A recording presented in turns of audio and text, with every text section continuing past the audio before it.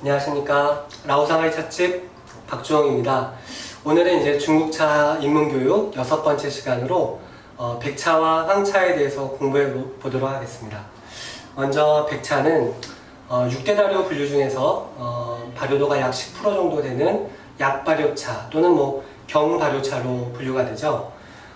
이 백차의 제다를 먼저 보면은 처음에 이제 찻잎을 따서 시들리기를 하는데, 시들리기 과정을 이제 위조라고 하죠, 중국에서는요. 근데 이제 위조는 찻잎을 시들리는 과정인데, 시들릴 때 바깥에서도 한번 시들리고 또 실내에서 시들립니다. 우리가 찻잎을 딸 때 원래 이제 비 올 때 따면은 사실 좀 안 좋다라고 하는 이유가 찻잎에 물이 많이 묻어 있거든요. 이 찻잎을 시들리기 할 때 바깥에 찻잎에 이렇게 수분막이 쌓여 있으면 시들리기가 당연히 잘 안 되겠죠. 그래서 먼저 이제 그 실외 위조라는 것은, 또는 양광 위조라고도 합니다. 이제 양광이라는 건 햇볕 아래서 말린다 해서 양광 위조라고 하는데, 양광 위조 또는 실외 위조라고 하는 것은 첫 번째 목적이, 가장 중요한 목적이 찻잎에 있는 수분을 이렇게 증발시키는 과정이에요. 그래야지만 이후 과정인 실내 위조를 할 때, 실내 위조를 할 때 실내 위조가 잘 됩니다. 그래서 먼저 실외 위조는 대략 30분에서 한 2시간 정도, 그날의 날씨라든가 온도, 습도에 따라서 좀 달라지고요. 너무 햇볕이 강하다라고 하면은 이렇게 차광막 같은 걸 설치해서 너무 강한 햇볕이 찻잎에 닿지 않도록 해주고, 그렇게 해서 이제 수분을 완전히 말려주고요. 수분이 완전히 말랐다라고 하면은 이제 실내로 들어가서 본격적인 실내 위조를 하는데, 실내 위조는 찻잎이 이렇게 시들면서 향을 발산시키는 그런 과정입니다. 그래서 이 백차의 특징은 살청이라든가 유념이라든가 차를 만들 때 하는 일반적인 이런 과정이 없습니다. 그래서 오로지 체업한 이후에 실외 위조, 그 다음에 실내 위조로 해서 차를 이제 완성을 시키고요.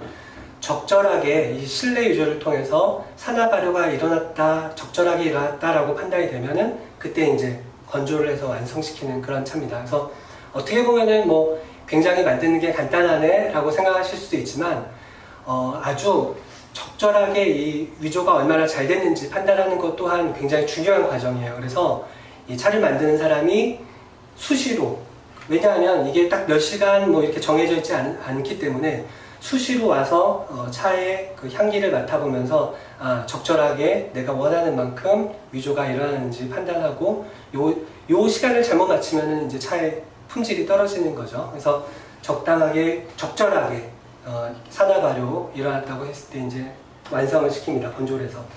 백차의 종류는 이제 크게 3가지 등급으로 나뉩니다.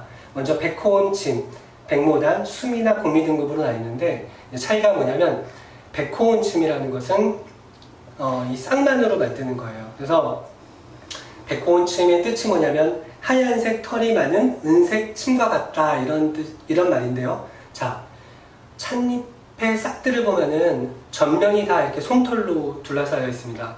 찻잎은 이 어린 싹을 추위로부터도 보호하고, 또는 어떤 벌레가 이렇게 먹는 걸 방어하기 위해서 이 싹의 바깥 부분을 전부 다 하얀색 솜털로 이렇게 덮게 만들었는데요.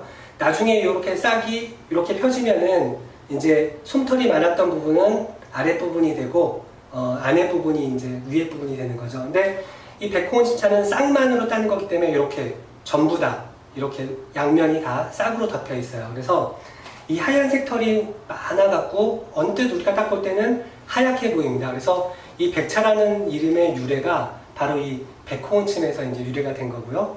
그 다음에 이제 은침, 은색 침과 같다. 자, 싹의 모양을 보면 이렇게 기다랗고 뾰족하죠. 그래서 요 모양을 가지고 이제 바늘 침자를 써서 기다란 바늘 같다라고 이제 한 겁니다. 그 다음에 이제 백모단은 백목단이라고도 하고 백모단이라고 하는데요. 백모단 차는 이 싹과 큰 잎이 섞여 있는 차를 말하고요. 수미나 공미 차는 큰 잎만으로 이제 이루어진 차입니다. 요즘에 이제 노백차라고 해서 이 수미나 이 공미 등급의 차를 오랫동안 묵혀서 이렇게 나오는 차, 그래서 노백차라고 해서 노백차도 많이 좀 사랑을 받고 있죠. 자, 백차가 이렇게 원래는 복건성이 이제 가장 원산지고요. 이 운남성에서도 또 백차를 많이 만들어냅니다. 운남성에서 만드는 차는 백아차, 뭐 월강백차 이런 차가 있는데요. 백아차는 백호원침처럼 운남 그 대백아 품종을 가지고 만드는데요. 쌍만으로 만든 거예요. 두 가지를 보면은 운남의 그 백아차가 훨씬 더 잎이 두텁고 크죠. 운남의 이제 찻잎이 주로 대엽종이 많다 보니까 이 싹 부분도 이 복건성에서 나오는 백호원침보다 백아차가 이제 한 2배 정도 큰 것 같아요.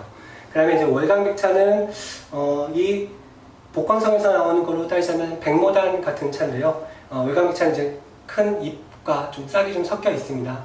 그래서 월강백차 이름 유래에 대해서 이제 들어보셨을 분도 있을 텐데요. 자, 월강백차가 뭐냐면 이 달빛 아래에서 만들어진 차, 뭐 이런, 아니면 달빛 아래에서 찻잎을 봤을 때, 자, 달빛이 이렇게 비추고 찻잎을 비추면 한쪽 부분은 달빛을 받아서 이렇게 하얗겠죠. 한쪽 달빛이 안 닿는 이 아랫부분은 검게 보이겠죠. 그래서 월강백차 보면은 이렇게 한쪽 잎은 굉장히 하얗고 한쪽 잎은 검은데, 제가 아까 말씀드렸듯이 그 찻잎의 그 아랫부분은 솜털이 발달하기 때문에 이 솜털 때문에 이제 하얗게 보이는 거고, 이 솜털이 없는 그 위쪽 부분은 검은 색깔로 보이는 겁니다. 그래서 월강백차의 그 이름의 유래는 달빛 아래에서 찻잎을 봤을 때 한쪽은 하얗게 보이고 한쪽은 검게 보인다라고 해서 그렇게 유래가 된 것도 있고, 어떤 분은 또 뭐 찻잎을 따서 이게 원래 이제 위조를 할 때 실내 위조 하듯이 뭐 달빛 아래에 널어서 이 차를 뭐 시들리게 한다라고 하는데, 뭐 이거는 어떻게 보면 약간 이렇게 아름답게 꾸며낸 말인 것 같기도 하고요. 일반적으로는 뭐 달빛 아래서 말린다기보다는 이제 실내에서 이렇게 시들리기를 하죠. 자, 이렇게 이제 백차 종류까지 알아봤고요. 백차에 대해서 조금 더 부연 설명을 하면, 최근 중국에서 한 10여 년 동안 가장 많이 부각되고 뭐 인기가 많았던 차라고 하면은 아마 요 백차일 겁니다. 그래서 백차가 최근에 생산량도 급격히 많이 늘어났고요. 소비도 굉장히 많이 늘어났어요. 백차는 특히 여름에 마시면은 또 이제 더위를 식혀준다라고 해서 그걸로도 유명한데요. 잠시만요. 자, 이 백차는 먼저 백차 우리기 설명하기 이전에 백차의 특징에 대해서 좀 더 설명해 드리겠습니다. 자, 백차는 아까 살청이라든가 유념의 과정이 없고 시들리기만 해서 만드는 차라고 했죠.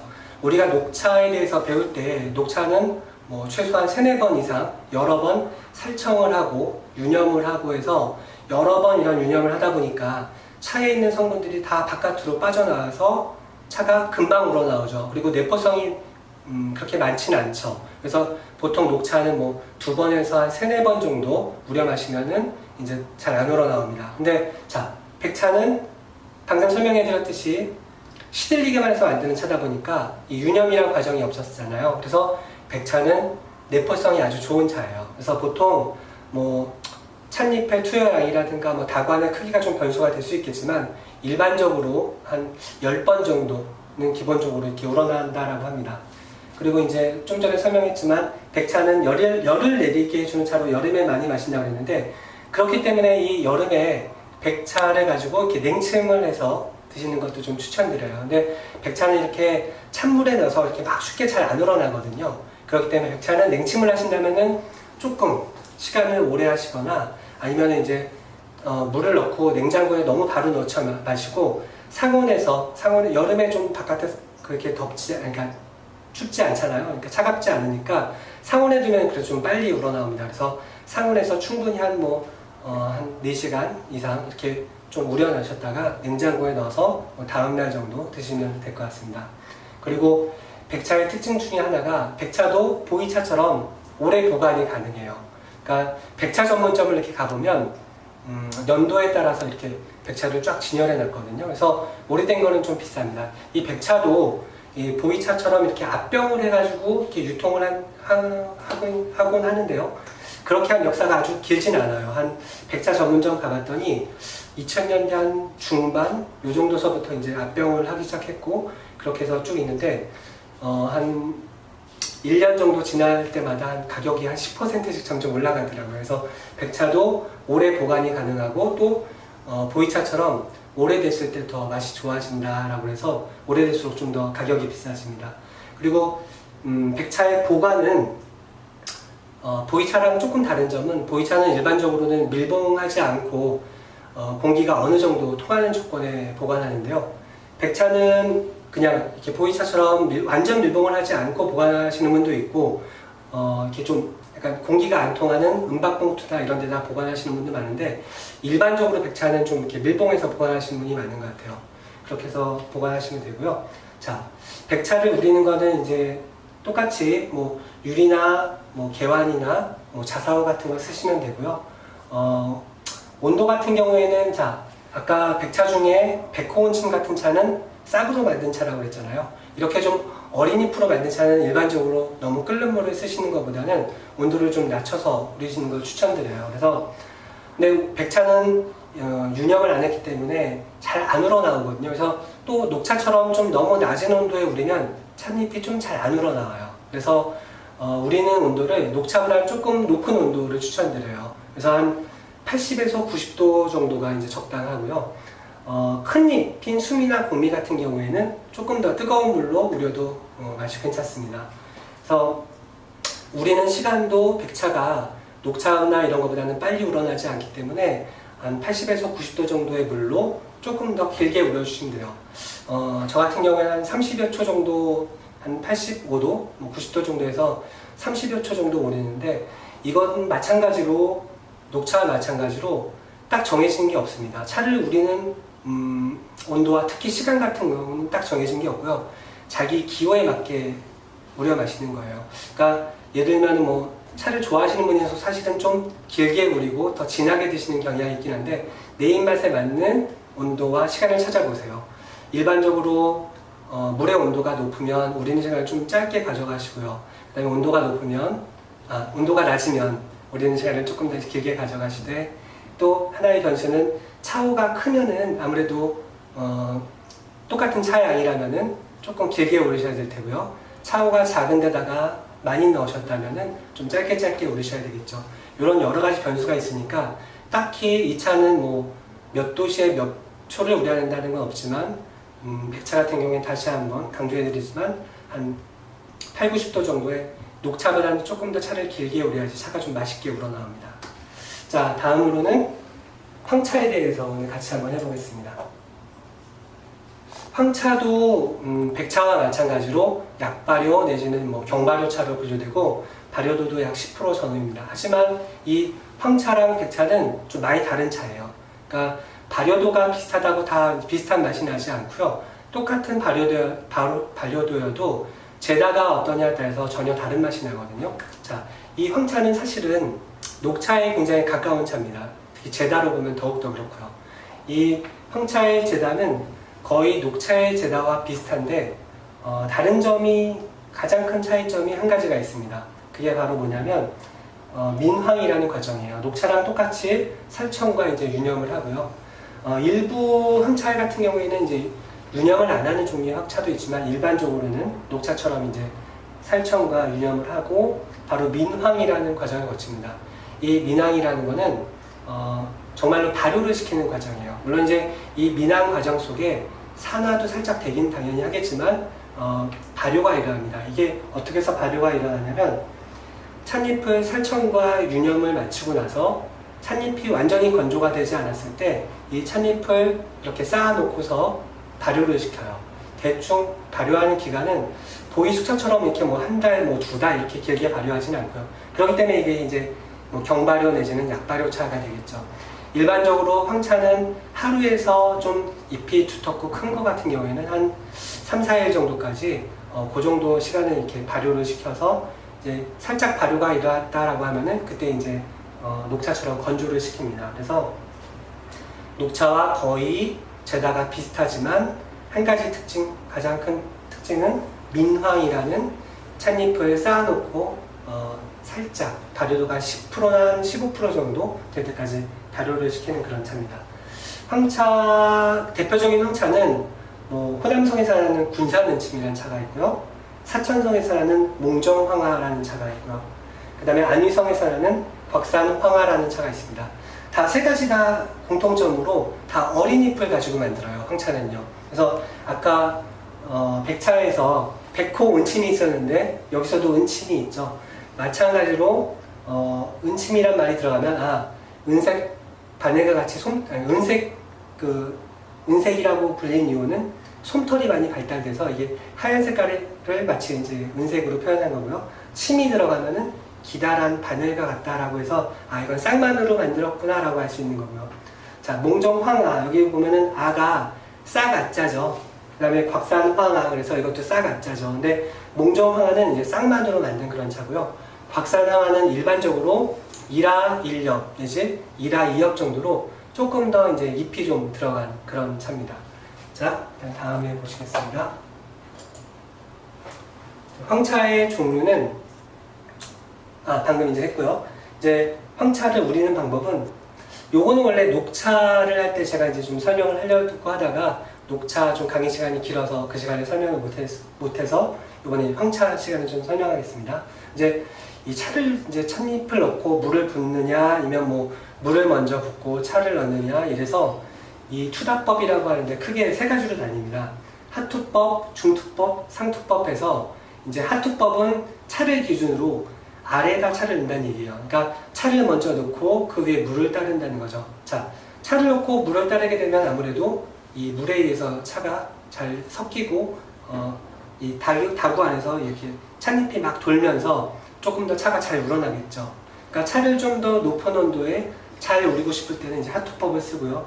중투법은 이제 먼저 물을 살짝 넣고 찻잎을 넣어주고 그 다음에 다시 그 위에 물을 넣어주는 게 중투법이고요. 상투법은 물을 먼저 다 부은 다음에 찻잎을 위에다가 이렇게 흩뿌리는 형식으로 이렇게 올리는 겁니다. 그래서 여린 잎이라든가 살짝 차를 우려야 할 때는 이제 상투법을 쓰고요. 좀 차를 진하게 우리겠다라고 할 때는 이제 하투법을 씁니다. 그래서 녹차에서 많이 쓰는 건데 이런 이 녹차와 비슷한 이 황차 때도 해보세요. 내가 황차를 가지고 있으면 자 하투법으로 우릴 때와 상투법으로 우릴 때 맛과 향이 어떻게 달라지는지 사실 되게 어려운 문제긴 한데 이 미묘한 맛의 차이를 즐기시는 분들은 이런 식으로도 차를 우릴 때 찻잎을 먼저 넣느냐 물을 먼저 넣느냐 이런 거 가지고도 이제 차의 맛과 향을 좀 다르게 표현해내니까 직접 해보시는 게 제일 좋습니다.